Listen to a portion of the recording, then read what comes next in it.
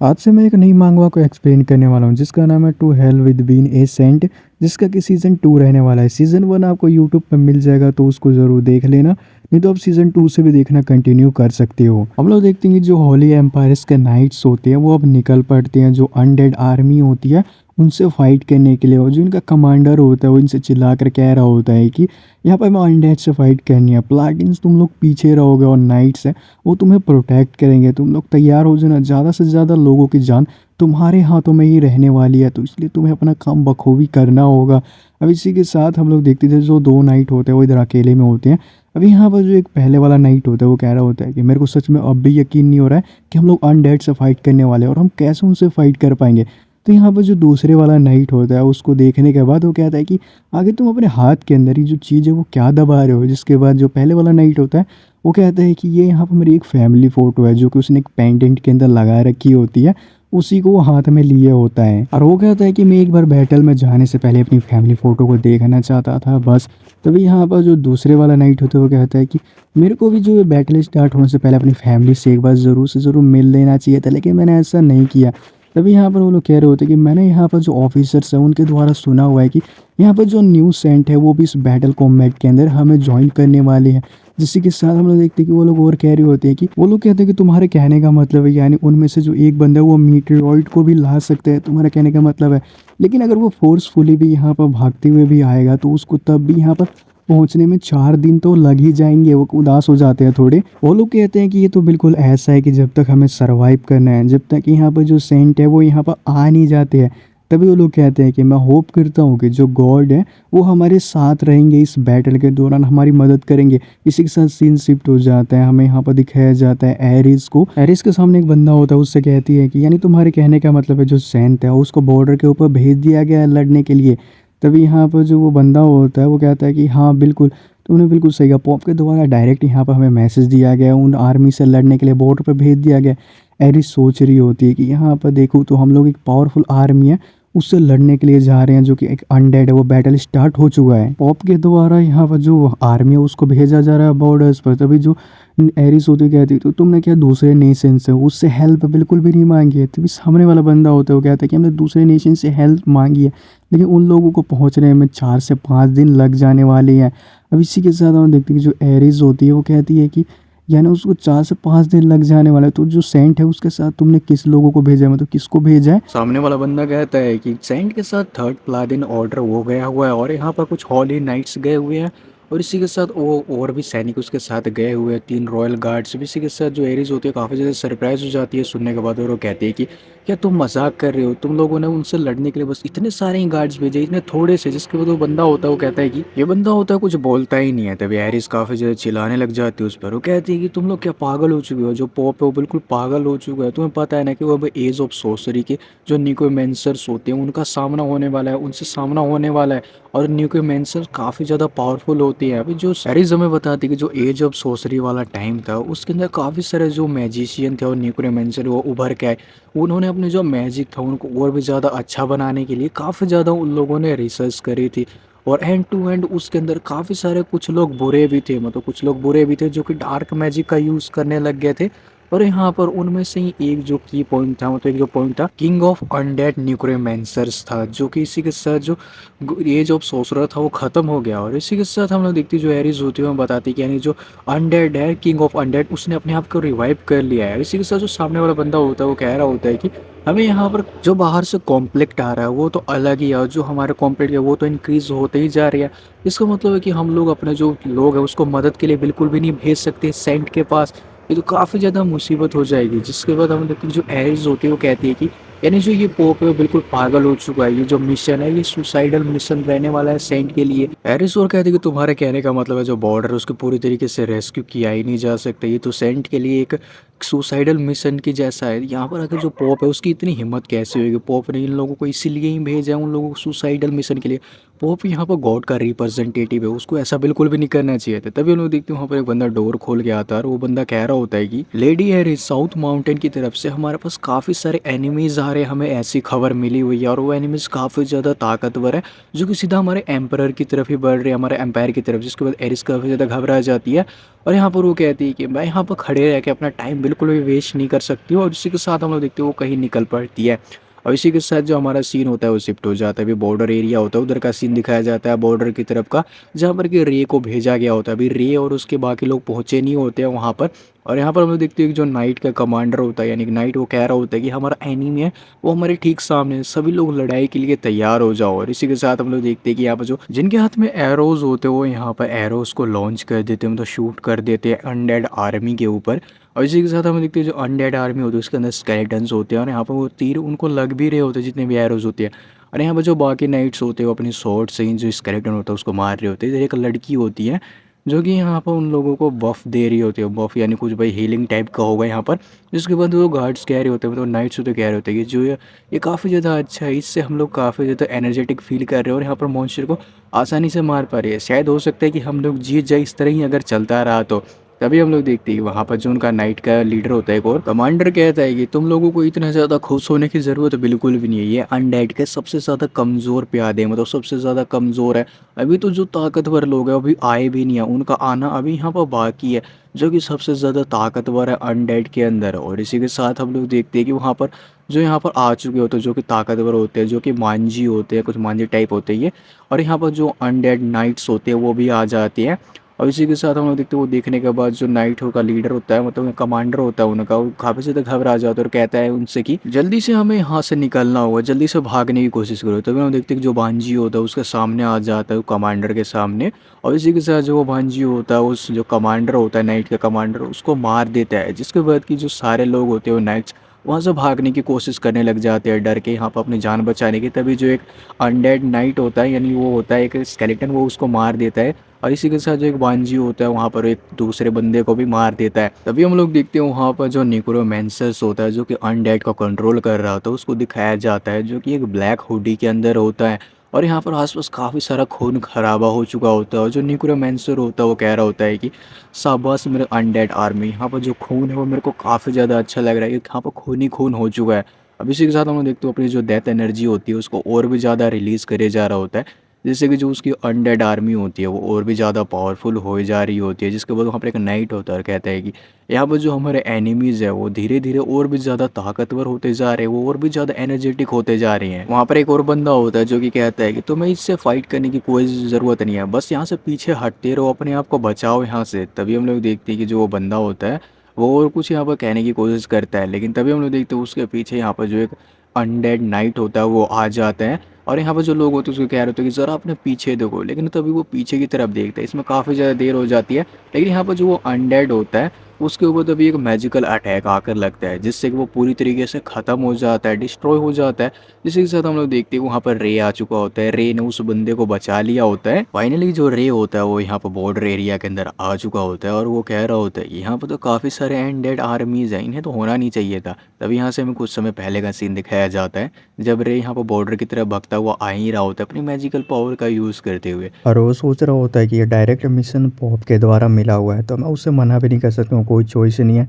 अब इसी के साथ हमें दिखाया जाता है कि एक बंदे ने उसको लेटर दे दिया होता है और वो बंदा इसको ये सब कुछ बता दिया होता है कि डायरेक्ट पॉप ने ये मैसेज यहाँ पर भेजा हुआ है ताकि सारे बॉर्डर्स एरिया है उसको बचा लिया जाए। अभी यहाँ पर जो रे होता है वो कहता है कि मैं सारा जो बॉर्डर एरिया है उसको ज़रूर बचा लूँगा जी, ये प्रीस्ट से तुम कह देना, यहाँ मतलब पोप से कह देना। हम लोग प्रेजेंट में आ जाते हैं, हम लोग देखते हैं कि जो रे होता है वो बाकी सभी लोगों से कहता है कि यहाँ पर जिन जिन लोगों को भी चोट लगी है उनको यहाँ पर पीछे की तरफ लेके जाए और जो हीलिंग ट्रूपर्स है उनको कहा जाए कि इन लोगों को हील कर दिया जाए।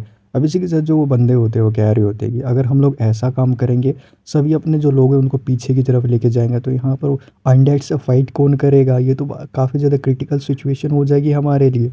इसी के साथ जो रे होता है वो कहता है कि क्या तुम्हें सच में लगता है कि यहाँ पर मैं इन लोगों को अकेला संभाल नहीं सकता हूँ। तभी उन लोगों को ये सब कुछ भी समझ में नहीं आया होता है। और तभी वो लोग आगे की तरफ देखते हैं तो यहाँ पर जितने भी स्केलेटन्स होते हैं उनके ऊपर अटैक पड़े होते हैं, मतलब वो जो स्केलेटन्स होते हैं अनडेड वो पिघल चुके होते हैं यहाँ पर बुरी तरीके से। और यहाँ पर जो लोग होते हैं वो कह रहे होते हैं क्या ये होली की पावर है, क्या ये होली पावर्स है, ये हमारे सेंट की पावर है। तभी एक बंदा कहता है कि हमारे सेंट की पावर है।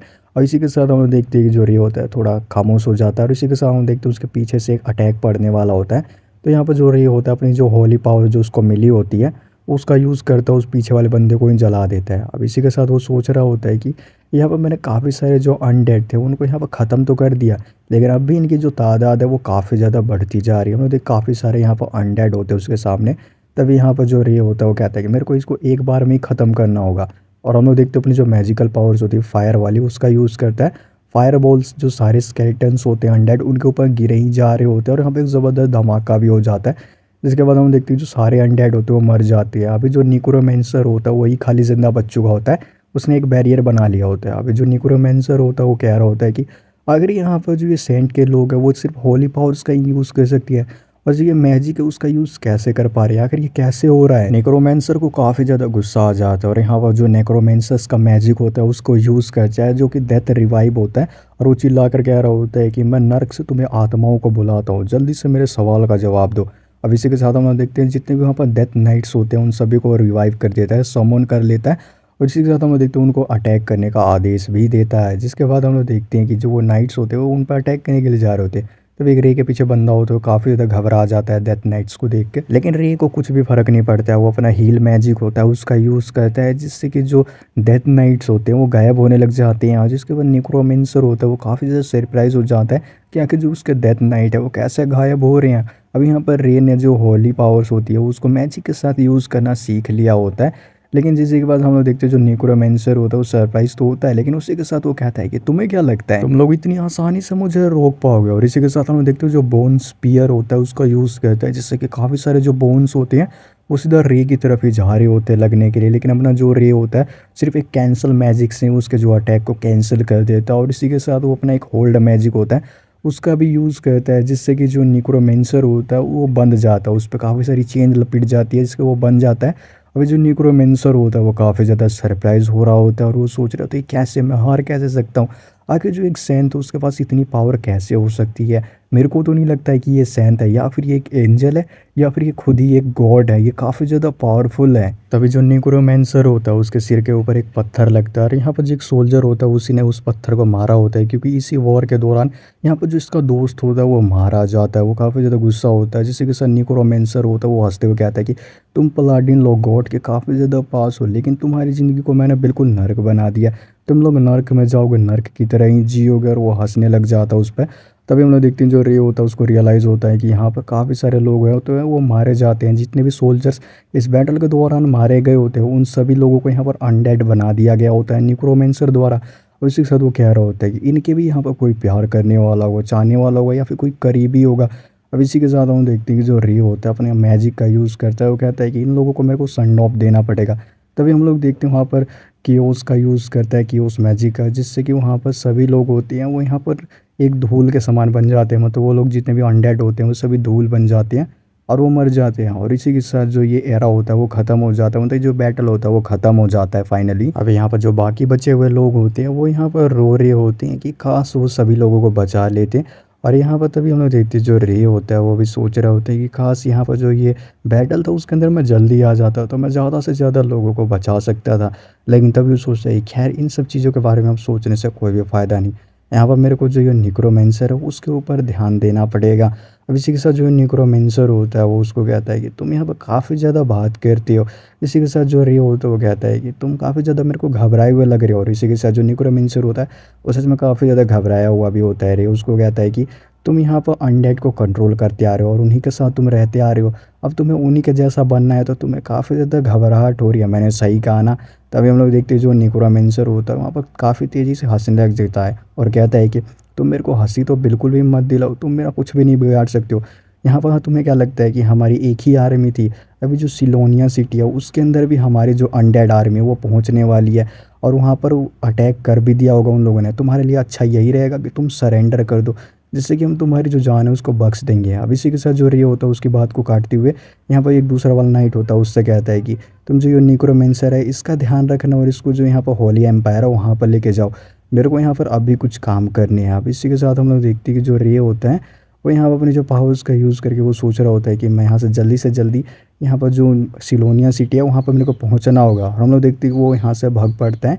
इसी के साथ वो जो होली एम्पायर होता है वहीं पर निकल पड़ता है। होली एम्पायर के अंदर ही एक जो सिलोनिया सिटी होती है, सिलोनिया शहर, उसका सीन दिखाया जाता है जहाँ पर कि जो अनडेड आर्मी होती है वो ऑलरेडी पहुँच चुकी होती है और वहाँ पर तबाही मचा रही होती है। दो स्केलेटन एक बंदे के ऊपर अटैक करने के लिए जा रहे होते हैं, तभी जो स्केलेटन होता है उसके पीछे एक अटैक आकर लगता है जो कि जेक ने किया होता है इस अटैक को।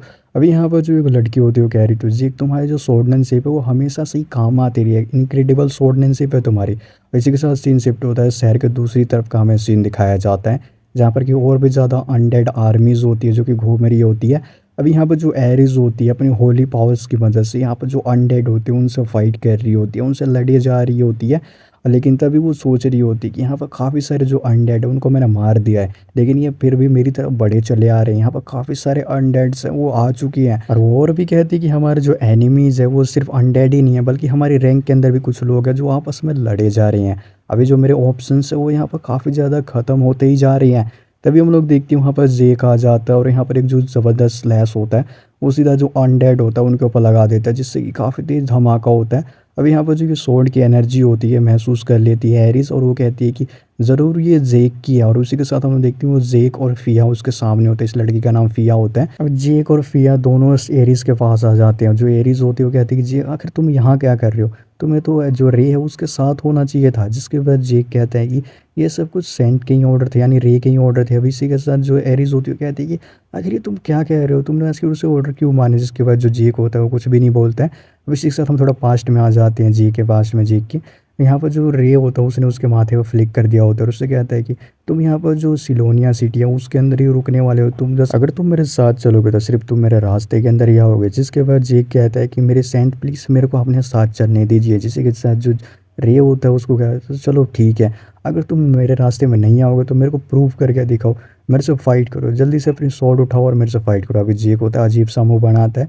जिसी के साथ जो रे होता है उसको कहता है कि अगर तुमने कहा है कि तुम मेरे रास्ते में नहीं आओगे तो ज़रा मेरे को प्रूव करो, जल्दी से अपनी स्वॉर्ड उठाओ और मेरे से फाइट करो। अब इसी के साथ हम लोग देखते हैं जेक कहता है चलो ठीक है। हम लोग देखते हैं जो जेक होता है अपनी स्वॉर्ड उठाकर सीधा अटैक करने के लिए भाग रहा होता है और मनी मन सॉरी भी बोल रहा होता है। जेक ने उसके ऊपर अटैक कर दिया होता है, लेकिन तभी हम लोग देखते हैं कि जो रे होता है उसने अपने अटैक से उसको ब्लॉक कर लिया होता है। अभी यहाँ पर जो जेक होता है वो सोच रहा होता है कि इन्होंने अपने सिर्फ माना से ही मैन्युफेस्ट कर दिया मेरी स्वॉर्ड को। जिसके बाद रे कहता है तो देख लिया ना, मुझे तुम्हारी ज़रूरत नहीं है। जेक कह रहा होता है कि इनको सच में मेरी ज़रूरत बिल्कुल भी नहीं है। यहाँ पर इसने अपने माना से ही इसको मैन्युफेस्ट कर दिया मेरे स्वॉर्ड को, यही काफ़ी ज़्यादा बड़ी बात है, इसको आसानी से ब्लॉक कर लिया।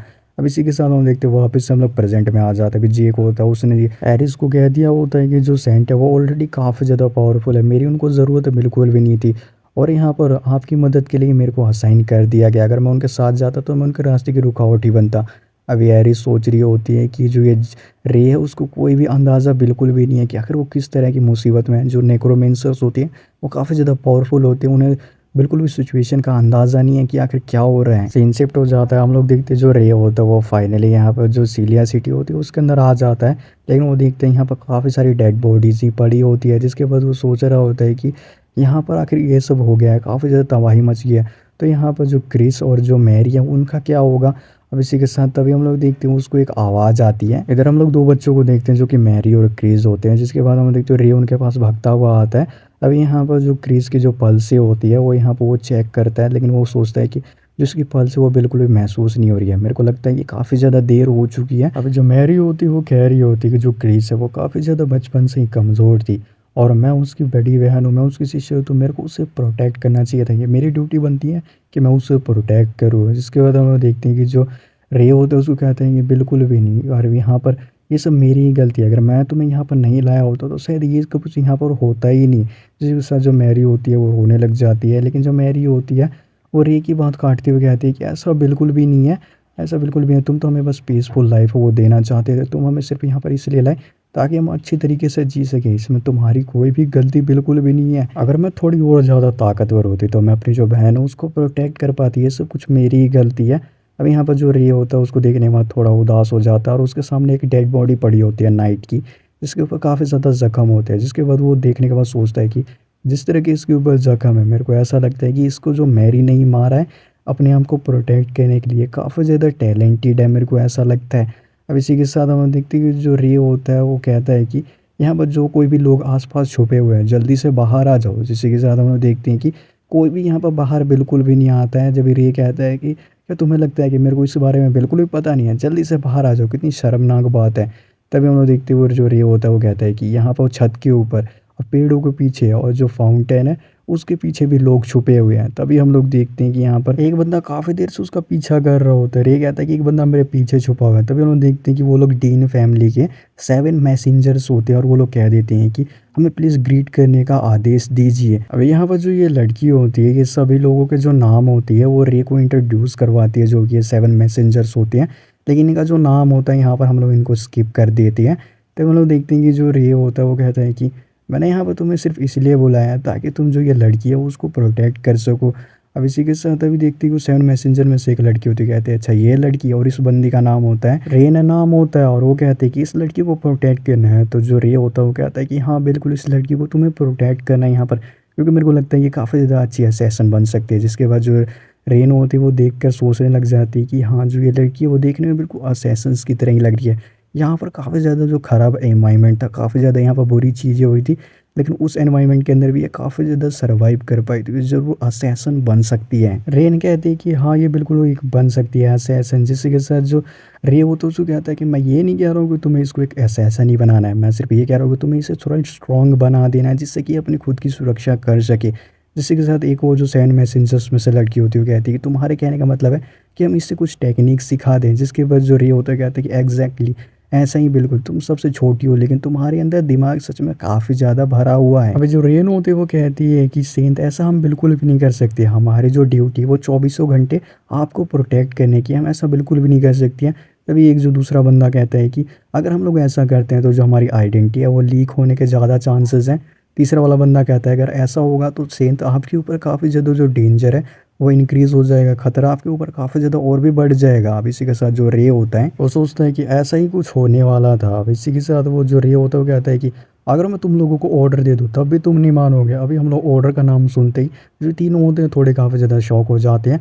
जिसके के साथ जो रे होता है वो समझ जाता है कि इन लोगों को ऑर्डर ही देना पड़ेगा, और वो स्माइल करता है। तब वो कहता है तो मैं तुम्हें ऑर्डर देता हूँ कि यहाँ पर जो ये बच्चे, इसको तुम्हें जो असैसिन्स के कुछ स्किल्स हैं वो सिखाना है और तुम्हें इसके प्रोटेक्ट करना है। जिसी के साथ जो वो लोग होते कहते हैं कि आपने हमें ऑर्डर दे दिया है माय सेंट, तो हमें अब उसको फॉलो करना ही होगा, हमें इसको ज़रूर असैसिन बनाएंगे। जो रेन होती है वो क्रिस की बॉडी देखने के बाद कहती है इसका फ्यूनरल। जिसके बाद जो रे होता है वो कहता है हाँ प्लीज़ ज़रूर। अब इसी के साथ हम लोग देखते हैं कि जो रे होता है वो मैरी से कहता है कि अब से तुम्हें जो ये लोग हैं इनको ही फॉलो करना होगा और इनके जैसा ही तुम्हें बनना होगा। जिसके के साथ जो अभी जो मैरी होती है वो सेंट से कहती है, यानी रे से कहती है कि अब तुम कहाँ जाने वाले हो। जिसके बाद जो रे होता है वो कहता है कि अब मैं वहाँ पर जाने वाला हूँ जहाँ पर लोगों को मेरी ज़रूरत है, और हाँ अब मेरे को पहुँचने में बिल्कुल भी देर नहीं होगी, क्योंकि अब यहाँ पर इसको जो रीज़न मिल चुका होता है फाइट करने का रे को। अब इसी के साथ जो ये वाला एपिसोड होता है यहीं पे एंड हो जाता है। आई होप आपको एक्सप्लेनेशन काफ़ी ज़्यादा अच्छी लगी होगी। अच्छी लगी तो चैनल को जरूर सब्सक्राइब कर लेना और कमेंट सेक्शन में पार्ट 2 ज़रूर लिख देना। मैं मिलता हूँ आपसे नेक्स्ट एपिसोड में।